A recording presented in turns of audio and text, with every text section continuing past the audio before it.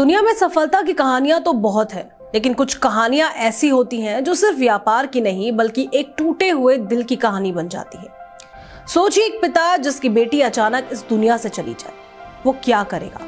ज्यादातर लोग उस दर्द के साथ जीना सीख लेते हैं, लेकिन गुजरात के एक साधारण किसान परिवार से निकले करसन भाई पटेल ने कुछ अलग किया। उन्होंने अपनी बेटी को यादों में ही नहीं बल्कि करोड़ों भारतीयों के घरों में जिंदा रखने का फैसला किया। यही वजह है कि जब भी भारत में वॉशिंग पाउडर निरमा का नाम लिया जाता है तो उसके पीछे सिर्फ एक सफल कंपनी नहीं बल्कि एक पिता का प्यार छिपा हुआ दिखाई देता है। करसन भाई पटेल का जन्म किसी अमीर परिवार में नहीं हुआ था। उन्होंने रसायन विज्ञान की पढ़ाई की और सरकारी नौकरी करने लगे, लेकिन उनके भीतर हमेशा कुछ नया करने की चाह थी। 1960 के दशक में भारत का डिटर्जेंट बाजार लगभग पूरी तरह बड़ी विदेशी कंपनियों के कब्जे में था। उस समय अच्छे डिटर्जेंट खरीदना आम परिवारों के लिए आसान नहीं था, क्योंकि उनकी कीमत बहुत ज्यादा थी। करसन भाई ने इस समस्या को एक अवसर की तरह देखा। नौकरी से लौटने के बाद वो अपने घर के छोटे से आंगन में घंटों रसायनों के साथ प्रयोग करते थे। कई बार असफलता मिली, कई बार मिश्रण खराब हुआ, लेकिन उन्होंने हार नहीं मानी। आखिरकार उन्हें ऐसा फॉर्मूला मिल गया जो कम कीमत में अच्छी सफाई दे सकता था। यही वो क्षण था जिसने भारतीय उपभोक्ता बाजार का भविष्य बदल दिया।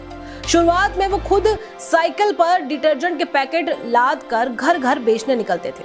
उस समय शायद ही किसी ने सोचा होगा कि एक दिन यही व्यक्ति भारत के सबसे बड़े उद्योगपतियों में गिना जाएगा। लेकिन करसन भाई के पास एक ऐसी चीज थी जो बड़े बड़े निवेशकों के पास नहीं होती, और वो था अपने सपनों पर अटूट विश्वास। उनकी सफलता की असली नींव कोई फैक्ट्री, मशीन या पैसा नहीं था, बल्कि एक साधारण आदमी की असाधारण जिद थी। लेकिन इस कहानी का सबसे भावुक हिस्सा व्यापार नहीं बल्कि निरमा नाम के पीछे छिपा दर्द है। बहुत कम लोग जानते हैं कि निरमा दरअसल उनकी बेटी निरुपमा के नाम से निकला हुआ नाम था। निरुपमा एक कार दुर्घटना में दुनिया छोड़ गई थी। किसी भी पिता के लिए अपनी बेटी को खो देना जीवन का सबसे बड़ा दुख होता है। कहा जाता है कि इस हादसे ने करसन भाई को भीतर तक तोड़ दिया था, लेकिन उन्होंने अपनी बेटी को भुलाने के बजाय उसे अमर बनाने का रास्ता चुना। उन्होंने अपने डिटर्जेंट ब्रांड का नाम निरमा रखा और सफेद फ्रॉक पहने एक छोटी लड़की की तस्वीर को उसका चेहरा बना दिया। बाद में यही तस्वीर पूरे देश में पहचान बन गई। लाखों लोगों ने उस लड़की को विज्ञापनों में देखा, पैकेटों पर देखा, टीवी पर देखा, लेकिन शायद बहुत कम लोगों को पता था कि वो सिर्फ एक ब्रांड की तस्वीर नहीं बल्कि एक पिता के टूटे हुए दिल का हिस्सा था। यही इस कहानी का सबसे मानवीय पहलू है।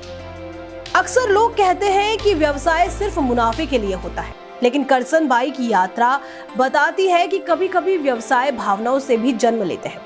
उन्होंने अपनी बेटी को वापस नहीं पाया, लेकिन उसके नाम को करोड़ों लोगों तक पहुंचा दिया। आज भी जब पुरानी पीढ़ी सबकी पसंद निरमा का जिंगल सुनती है तो उसे सिर्फ एक विज्ञापन नहीं बल्कि भारत के बदलते दौर की याद आती है। एक और दिलचस्प बात यह है कि उस समय बड़े ब्रांड आम आदमी की जरूरतों को पूरी तरह नहीं समझ पा रहे थे। करसन भाई ने समझा कि भारत का असली बाजार बड़े शहरों में नहीं बल्कि छोटे कस्बों और मध्यम वर्गीय परिवारों में है। उन्होंने अपने उत्पाद को उसी वर्ग के लिए बनाया जिसे अक्सर बड़ी कंपनियां नजरअंदाज कर देती थी। यही सोच आगे चलकर उनकी सबसे बड़ी ताकत बनी। करसन भाई पटेल की सफलता का दूसरा बड़ा कारण था उनका जमीन से जुड़ा हुआ दृष्टिकोण। आज के समय में स्टार्टअप शुरू करने वाले लोग करोड़ों की फंडिंग तलाशते हैं, लेकिन करसन भाई ने बिना किसी बड़े निवेश के शुरुआत की थी। वो खुद डिटर्जेंट बनाते थे, खुद पैकिंग करते थे और खुद बेचते भी थे। उन्हें कभी इस बात की शर्म नहीं हुई कि एक सरकारी कर्मचारी होने के बावजूद वो घर घर जाकर सामान बेच रहे हैं। शायद यही कारण है कि वो अपने ग्राहकों की जरूरतों को सबसे बेहतर तरीके से समझ पाए। उन्होंने डिटर्जेंट की कीमत केवल 3 रुपए रखी, जबकि उस समय बाजार का प्रमुख ब्रांड सर्फ इससे कई गुना महंगा था। आम लोगों को पहली बार ऐसा विकल्प मिला जो उनकी जेब पर भारी नहीं पड़ता था। धीरे धीरे निरमा गांवों, कस्बों और छोटे शहरों में फैलने लगी। फिर आया वो दौर जिसने भारतीय विज्ञापन इतिहास को बदल दिया। 1980 के दशक में लॉन्च हुआ वॉशिंग पाउडर निरमा जिंगल आज भी भारत के सबसे यादगार विज्ञापनों में गिना जाता है। बहुत से मार्केटिंग विशेषज्ञ मानते हैं कि भारतीय विज्ञापन उद्योग का एक टर्निंग पॉइंट था। जहां बड़ी कंपनियां अपने विज्ञापनों पर भारी खर्च करती थी, वहीं निरमा ने सरल भाषा और याद रह जाने वाली धुन के जरिए लोगों के दिलों में जगह बना ली। एक और सच जो अक्सर चर्चा में नहीं आता वो ये है कि निरमा की सफलता ने बड़ी बहुराष्ट्रीय कंपनियों को अपनी रणनीति बदलने पर मजबूर कर दिया था। बाजार में पहली बार ऐसा हुआ कि एक भारतीय ब्रांड ने कम कीमत और बड़े पैमाने पर पहुंच के दम पर विदेशी कंपनियों को कड़ी चुनौती दी। कई विशेषज्ञ इसे भारत के उपभोक्ता बाजार में लोकतांत्रिकरण की शुरुआत भी मानते हैं, क्योंकि पहली बार गुणवत्ता वाले उत्पाद केवल अमीरों तक सीमित नहीं रहे। समय के साथ निरमा केवल एक डिटर्जेंट ब्रांड नहीं रही। करसन भाई पटेल ने साबुन, सोडा ऐश, रसायन उद्योग और बाद में शिक्षा के क्षेत्र में भी कदम रखा। वर्ष 2003 में स्थापित निरमा यूनिवर्सिटी इसका सबसे बड़ा उदाहरण है। यह दिखाता है कि उनका सपना सिर्फ व्यापार तक सीमित नहीं था, बल्कि समाज को कुछ लौटाने का भी था।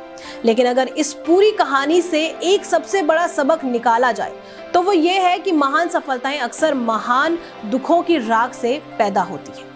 करसन भाई पटेल ने अपनी बेटी की याद को रोने का कारण नहीं बनने दिया, बल्कि उसे एक ऐसी प्रेरणा बना दिया जिसने लाखों लोगों की जिंदगी को छुआ। शायद यही वजह है कि उनकी कहानी बाकी उद्योगपतियों से अलग दिखाई देती है। यहाँ केवल पैसा कमाने की कहानी नहीं है, यहाँ एक पिता का प्रेम है, एक वैज्ञानिक की जिज्ञासा है और एक संघर्षशील इंसान का साहस है और एक ऐसे सपने की ताकत है जिसने भारतीय उद्योग जगत का नक्शा बदल दिया। आज जब युवा उद्यमिता की बात करते हैं तो अक्सर निवेश, बाजार और रणनीति की चर्चा होती है, लेकिन करसन भाई की कहानी सिखाती है कि किसी भी सफलता की सबसे बड़ी पूंजी इंसान का इरादा होता है। पैसा खत्म हो सकता है, संसाधन कम पड़ सकते हैं, लोग साथ छोड़ सकते हैं, लेकिन अगर किसी के भीतर अपने सपने को सच करने की आग बाकी है तो वो एक छोटे से आंगन से निकलकर पूरे देश की पहचान बन सकता है। यही कारण है कि करसन भाई पटेल की कहानी सिर्फ निरमा की कहानी नहीं है, बल्कि उस भारत की कहानी है जहां एक साधारण आदमी अपने जुनून और मेहनत के दम पर असाधारण इतिहास लिख देता है। ऐसी ही और जानकारी के लिए बने रहिए MATV न्यूज के साथ।